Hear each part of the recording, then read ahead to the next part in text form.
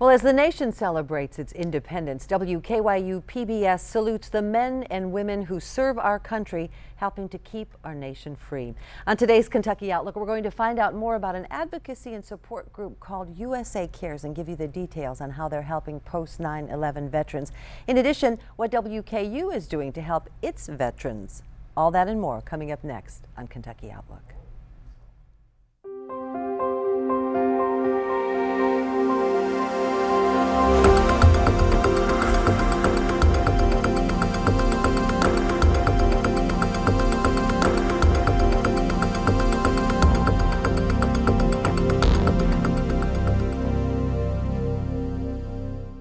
The program is Kentucky Outlook. I'm your host, Barbara Deeb, and we're glad that you joined us. And as we prepare to celebrate the 4th of July, a busy weekend, we need to take just a few moments to pay tribute to our men and women who serve our country to keep it free.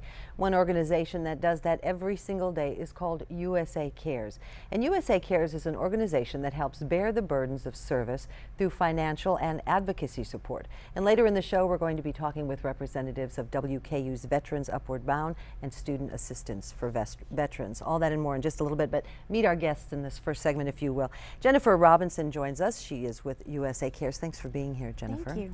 In addition, David Keplinger, also representing USA Cares, is here to tell us more about it. Now, what people may not realize is this is a national organization, but it's based and began, if I'm not mistaken, in Radcliff, Kentucky, right? Yes, ma'am. Our roots are here in Kentucky. We started as a small community grassroots effort born out of a television station in Louisville, Kentucky, and a Kroger, the grocery chain, selling Support Our Troops yard signs. They raised about $121,000, and they wanted that money to go to support the war effort. It had just started off in Iraq and Afghanistan, and so they wanted that money to support the families.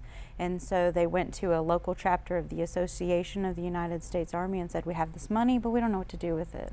So that chapter quickly came together with a process and saw that there was needs in Kentucky and Indiana, and started to help local families. But probably within the first couple of families they helped, they were getting calls from other states like New York and Hawaii and other places, and realized that there was a greater need than just our area, and so it expanded to USA Cares. So there you have it. We're going to find out more about it. You know, the subtitle for this segment might also be called Bridging the Gap Between Military and Civilian, because in essence, that becomes a real issue. David, help us understand that. You know, and later in the show, we have a veteran who's joining us, a couple of veterans, and the bottom line is, one minute you're there, you're serving our country, you might be in Afghanistan, Iraq, and within a short amount of time, you're back home and expected to be in that place called normal. So there really is a gap that needs to be bridged. Yes. It's one of those things, and it's different for everyone, I suspect, right? Right. You have different expectations when you come back from routine. Mm-hmm. You know, you've got a certain thing that you do all the time. When you come back, everything's changed. The job market isn't what you expect. You know, friends and family might even treat you different. People look at you different. It's just a different type of environment coming back. What we try to do at USA Cares is to bridge that gap, right? Absolutely. So, in particular, we need to point this out. You deal specifically with post 9/11 veterans. Yes, now, why that? Because a lot of people might be saying, well, what about the rest of these people who served? Well, the assistance that we do give, the financial grant assistance that USA Cares gives, is specifically for post 9/11 veterans. And the reason that is there's a lot of wonderful organizations out there that are giving financial assistance to other era veterans, and really the majority of the need that we see as an organization is centered around post 9/11. But that doesn't mean that we don't help veterans from other eras. I spend a great deal of time helping Vietnam veterans find resources and organizations that can assist them. So we do get asked a lot because we're in the veteran business. Of course, we're gonna meet up with people that do assist in those areas. Korean War, World War II veterans even. So we're happy to help any veteran that comes to us, but maybe just in a different way. Like my mom always said, all they can do is say no, right? Right. Why not ask? Let's take a closer look at USA Cares, and there are three main areas that you provide advocacy and support. What are those areas? There's 4 core competencies that we have. The combat injured assistance, the jobs assistance, emergency assistance, and housing assistance. And for the combat injured, if you need to get treatment, you've got a financial hardship that's caused by your PTSD that requires, some finances to make sure that your house isn't taking, your car is not taking, that type And of by thing. PTSD, we're referring to post-traumatic stress stress disorder. Yes, sorry. So a lot of the veterans service members had to come back, go to treatment sometimes several months in a row. Who's going to pay for the house? Those type things are not what you really want to worry about when you're trying to get better. If you're doing an inpatient treatment 3 or more days, different qualifying factors that we have, we can probably help you out with some of those bills to make sure that you come back to your home still being there or your car not being gone. For the jobs assistance, trying to get to interviews sometimes is a hard thing. A lot of veterans are out there have no fuel in the tank. So Gasoline, they can't yes. even get from point A to point B because they can't afford it. So we can help out with that type of thing. Also, when they do get a job offer and they're going to start work, there's going to be a period of time between the time that they start work and to get the first check. Those bills there can still get you kicked out of your house or your car taken, things like that. We want to make sure that we can try to assist with those bills while they're waiting for that first paycheck. Emergency assistance. Also, if your bills for your utilities and so forth are coming due, we want to make sure to keep the families with the lights on. So those are other things we can help with. And housing, making sure that they're not, taken away, and get them educated on what can actually happen to prevent them from losing their house. Whoa, so those are a lot of issues. These are things that we so take for granted, that they come back and everything's just back to normalcy.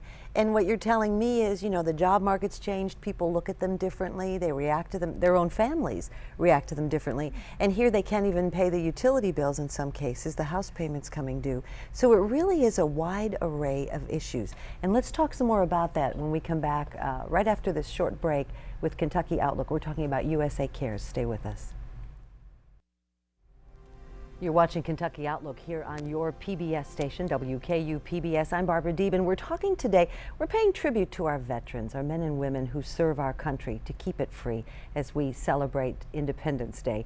In the first segment, we brought you 2 individuals who are rejoining us, Jennifer Robinson and David Keplinger, and they're representing USA Cares. USA Cares is a Kentucky-based national organization that provides help. I'm just going to say that, it's advocacy and a whole bunch of other things, but in essence, you provide help for post 9/11 veterans. And if you'll recap for us, Jennifer, why it's just post 9/11 veterans. The reason it's post 9/11 veteran is when USA Cares first started, we realized that the need for post 9/11 was great. We didn't want another Vietnam, and so we felt like by kind of staking out the post 9/11 veterans and focusing on their issues, we could prevent that from happening again. All right, so before the break, you talked a little bit about the kinds of services offered. I mean, we're talking things like people don't have enough gasoline in their tanks, these veterans, to even go to a job interview. The utilities might be getting ready to be shut off. So those are the kinds of things that you might make available. Now, who qualifies? Anybody just walks in and says, okay, I'm a post 9/11 veteran.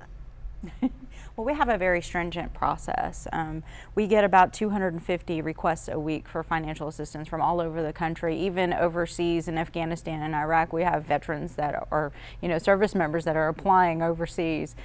So in anticipation of being home, or they just might know? have a financial need. His wife might have called and said, the car, we're having problems with this, and this. I need help. And so we will step in and help. We do Skype calls with them if we need to. We leverage our technology. People go to our website and they apply online.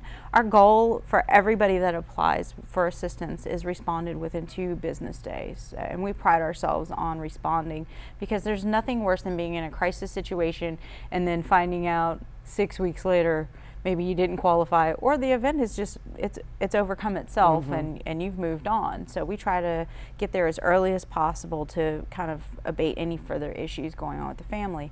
So once we talk to you, we kind of see, okay, what's going on, pull the thread a little bit, find out, okay, what's happening here, what caused your hardship. And really for USA Cares, our primary criteria is post 9/11 veteran, and you also have to have a military related hardship.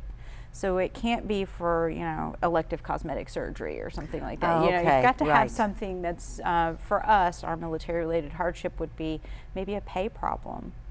We're going into the summer moving season for military families. It's called PCS, Permanent Change of Station.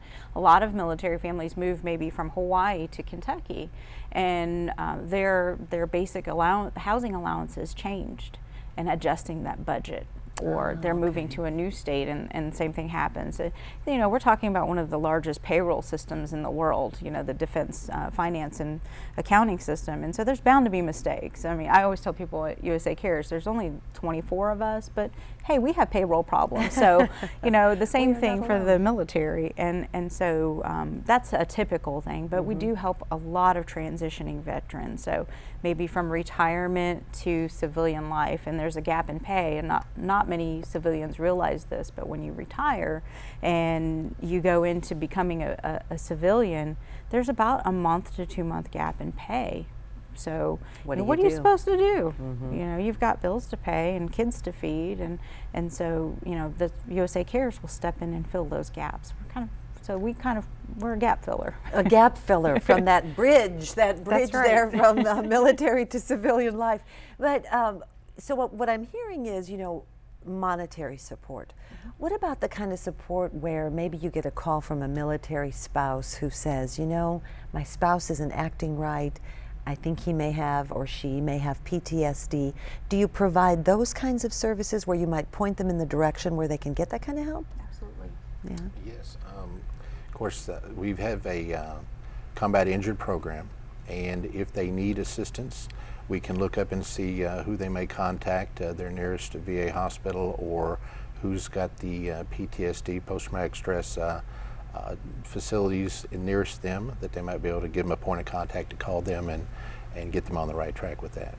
Interesting. Share a story with us of someone that you've helped. Well, there's so many. But one that comes to mind was actually a couple of years ago. It was here in Kentucky, and it was on a Friday afternoon, which is when all the crises tend to happen. Of course. And a young woman had called and said, I went to the local charity and asked for help. My husband just deployed, and they won't help me because I make too much money. My husband makes too much money. Well, the long and short of the story was that her husband had just deployed. Her father had passed away. They used the utility money to travel to the funeral and came back, and the lights had been shut off. And this is going into a weekend, the food's spoiling, the lights are out, the water's off, all the great stuff that happens when Dad deploys.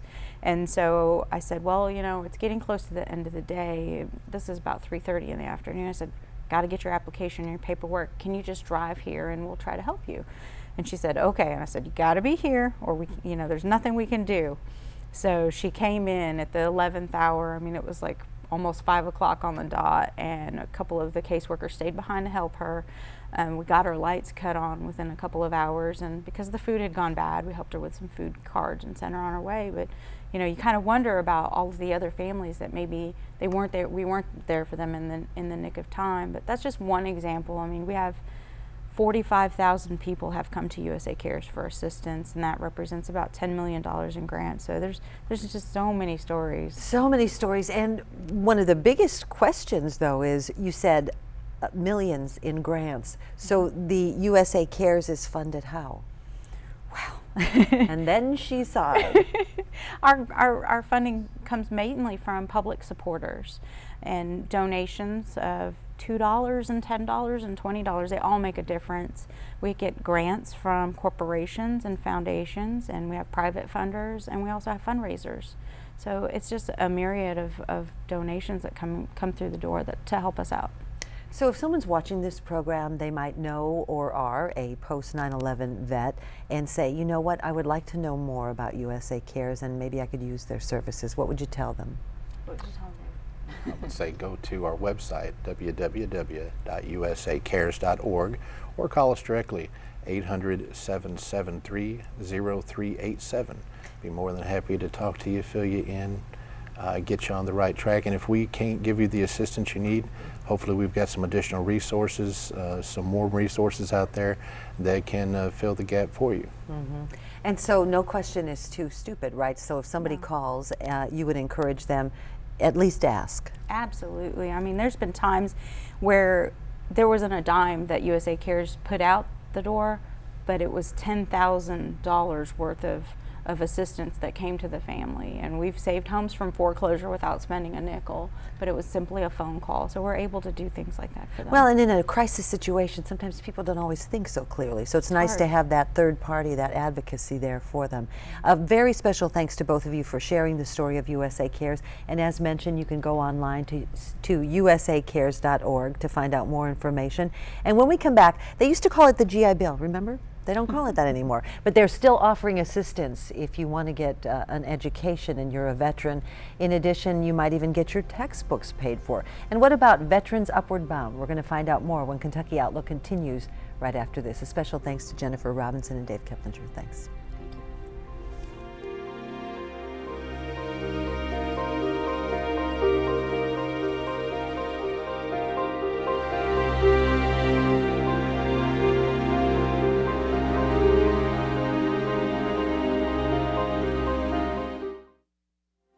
The program is Kentucky Outlook. I'm Barbara Deeb. Thanks for rejoining us. On the program today, we're talking about veterans.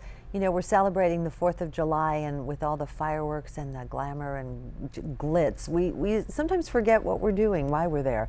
And so we decided to pay tribute to our veterans this day. Joining us now to talk about WKU's Veterans Upward Bound and student assistance for veterans are two individuals in the know. Kent Johnson joins us. Thanks for being here. You've been here before, you came back, so we didn't scare you too bad, huh? No, thank you. In addition, we're joined by Rick Wright, who's with WKU's Upward Bound, Veterans Upward Bound. So before we get started, we were kind of chuckling, I was at least before the break. We used to call it the GI Bill. And the GI Bill over the years helped so many people get an education. Well, we still have the same system in place, but we have a different name for it. So what's it called now? Well, the most recent one is called the Post 9/11 GI Bill, or Chapter 33. There are actually 4 different types of GI Bills that apply to 4 different classifications of members of the military. There are 2 for guardsmen and reserves called the Montgomery GI Bill, 1606 and 1607. And then there's the old, what some people call the old GI Bill, Montgomery GI Bill, which is for military members who are currently in the serving active duty or have served full-time active duty. And the latest one, which came into being on August 1st, 2009, is called Post 9/11 GI Bill, or Chapter 33. So it gets confusing with 4 You're different going to have GI a test bills. on that later, right? The bottom line is that there is assistance there for individuals who want to get their education. Right. And you have a personal story about this, because that's kind of how you came along. Right. Share that with us, if you Right. will. Yeah, I have a personal connection with Veterans Upward Bound, and you're talking about bridging the gap, and that's what they were for me, because I got out of the Marines in 2008, and I worked as a cook in a pizza restaurant for a year, but when I was in the Marines that last year, I knew I wanted to go back to school. I wanted to do something productive to get myself ahead when I got out. But it was just too hard to do, being active duty, being in the infantry and stuff like that. So I put it off, and then when I got out, I started working. And then I was at the unemployment office, or the employment office, and I found a pamphlet for Veteran Upward Bound. And I was reading over it, and I saw that they could help me get up to speed with my classes, or get caught up educationally, because I was kind of felt like I might be behind. And so I was like, well, I need help with math and English. So they helped me with that, and they helped me a lot with getting transcripts, which that's really big for our military students, because a lot of them have traveled, especially the ones that on active duty and going to school. They may have transcripts from all across the country, maybe even across the world. So they help pull together those transcripts. They help with the application process and all that. So thanks to them, I got enrolled in WKU, and here I am. And now you're giving back. Right. Because you're working with the student veterans. Yeah, I know where they're coming from, so I try to help them, because I see their passion. They want to do it. They just don't know where those resources are. So. Well, and earlier in the show, we heard about USA Cares, who provide advocacy and support in often crisis situations for veterans and their families. So Upward Bound, that in and of itself sounds motivational, right? It sounds like we're heading upward, but Veterans Upward Bound. So what are we? What is that? We are a free educational program for veterans, and in a nutshell, what we do is we help veterans go to college so they can get the training they need to get a good job and have a good quality of life. And so we do a lot of different things for them. We offer them refresher classes in things like English, math, and computers. These are high school level refresher classes. They're designed to help make sure that students are well prepared and well qualified for college level courses once they get on campus and start taking these college courses. And then we also provide a lot of support services, which is what I do. By appointment, I work with students one-on-one, and I help them do all the things that are involved in the admissions process, which can be kind of a complex process to get through. Kind of? Well, Take that kind of out of it. It can be it's- really intimidating. It can be. because it involves everything from academic advising to career counseling to financial aid counseling. We can help them identify the school that they want to go to. It doesn't have to be WKU, it can be any college anywhere in the country. And right now we have alumni that are going to colleges in several other states. We also have them going to colleges all over Kentucky. We help them identify majors that they want to pursue, degrees that they want to go after. As Kent was saying, we can help them get any kind of document that they might need for the admissions office, whether it's a military document, a DD-214, which is their discharge paper, or their military transcript. We can help them get GED transcripts, high school transcripts. We can help them find scholarships that are geared specifically to veterans. So we basically walk them through the whole process of getting admitted step by step from start to finish. We try to make that whole process as easy and as painless and as stress-free as possible. And Okay, so once they're, and I think the biggest issue might be getting them, first of all, informed to know that this service is available, and then taking the plunge. You know, like you said, when you got back stateside, you knew you wanted to pursue your education, but you know, going that next step, that's a tough one. Right, right. And I think it helps, like you said, once they're informed, then they see and they know that there's resources that can help them get started and that can actually give them a step up. So when they get there, they already have these forums, they know the process, they have people like Rick and that know the process of the universities and the things they need. So they're not as, it's, you know, you think of military people as not being afraid and things like that, and they're not. They're not. But like it is a little intimidating if you're not been in like the academic world or things like that where they have certain processes. And so it's good to know that you have somebody there fighting for you and stuff. So. Learning the ropes. Right. Learning the ropes. What's the biggest misconception that people have when they come into your office? I think a lot of them think they have to pay for our services, which they don't. I mean, it's absolutely, totally free. We are a nonprofit, grant-funded project. We get all of our money from the U.S. Department of Education. We're funded every 5 years. So because of that, I mean, our grant is sizable enough so that we can offer everything for free. All the classes, books, equipment, supplies, materials, all the support services are all free. Not only is the program free, but we actually pay students to come to class. Every time they come to class, if they're doing a class on site in the classroom, we provide them with a small stipend to help offset their travel expenses. And then we give out a lot of scholarships every year too. Like in May, we gave out $2,600 worth of scholarships to 6 different students. So I always say it doesn't cost to join Veterans Upward Bound, it pays, and it pays in a lot of different ways. Wow, sounds like it. Now, when we talked earlier about USA Cares, in particular, they have staked out the post 9/11 veterans. WKU's Veterans Upward Bound and other Veterans Upward Bound programs, are they geared to a specific sect or No, any veteran, as long as they meet the basic eligibility criteria, which are pretty simple to meet, any veteran is welcome to take advantage of our services. Right now in our program, we have veterans that range in age from 18 to 73, and they cover all military eras from Vietnam through Afghanistan. The average age is 43.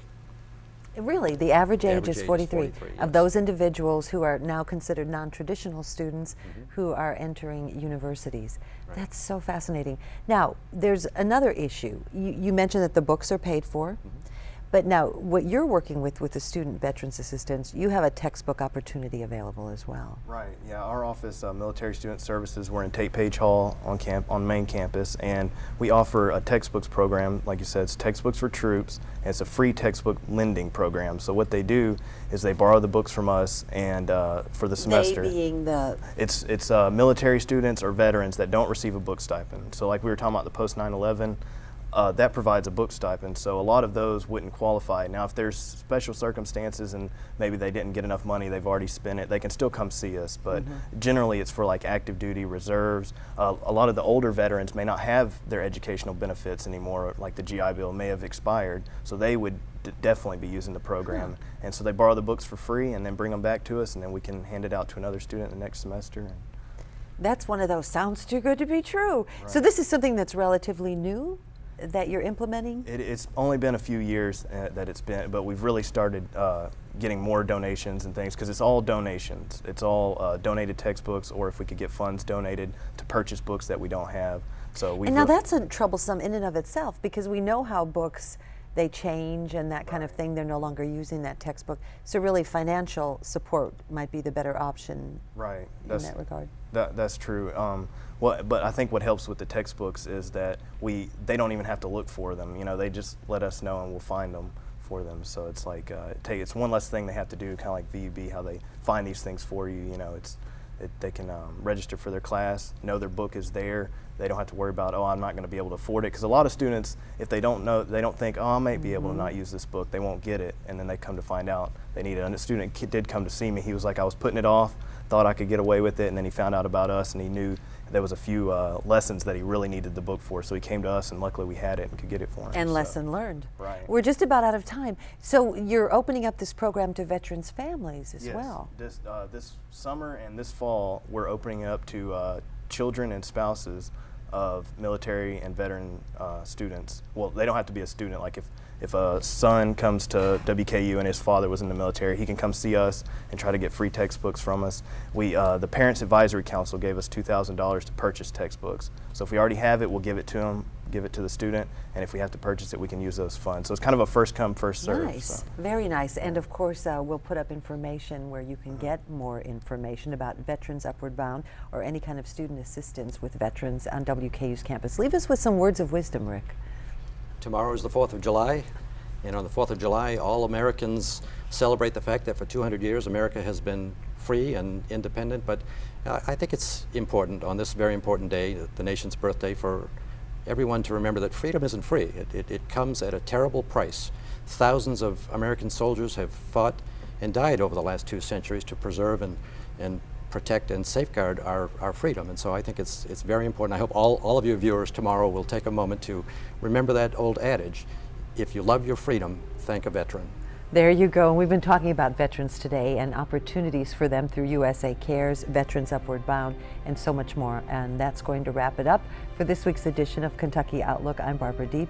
Kent Johnson, thanks for joining us. Rick Wright. Until next time, thanks.